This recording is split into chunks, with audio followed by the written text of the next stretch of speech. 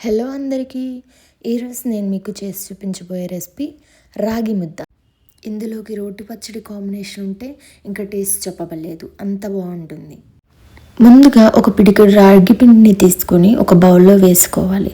అందులో వాటర్ని యాడ్ చేసుకొని ఈ కన్సిస్టెన్సీ వచ్చేలాగా కలుపుకోవాలి. తరువాత అందులో ఒక 3 గ్లాసెస్ వాటర్ని యాడ్ చేసుకొని ఈ కన్సిస్టెన్సీ వచ్చేంత వరకు బాగా కలుపుకోవాలి. తరువాత ఒక 1 గ్లాస్ రాగి పిండిని అందులో యాడ్ చేసుకోవాలి. ఒక 2 నిమిషాల వరకు దాన్ని అలాగే వదిలేసి తర్వాత మనం కలపడం స్టార్ట్ చేయాలి. వన్స్ అది స్మూత్గా వచ్చేంత వరకు. వన్స్ ఇలా స్మూత్గా వచ్చిన తర్వాత అందులో మనం 1 టేబుల్ స్పూన్ వరకు ఉప్పుని యాడ్ చేసుకొని దాన్ని బాగా కలుపుకోవాలి. దీన్ని చల్లారేంత వరకు పక్కన పెట్టుకోవాలి.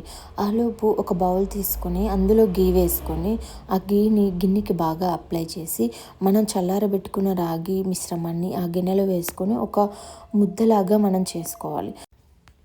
ఇందులోకి రోటి పచ్చడి కాంబినేషన్ నెయ్యి చాలా బాగుంటుంది. రోటి పచ్చడి లింక్ డిస్క్రిప్షన్లో ఇచ్చాను, ఒకసారి చెక్ చేయండి. అంతే, ఎంతో రుచికరమైన రాగి ముద్ద ready. Thank you for watching.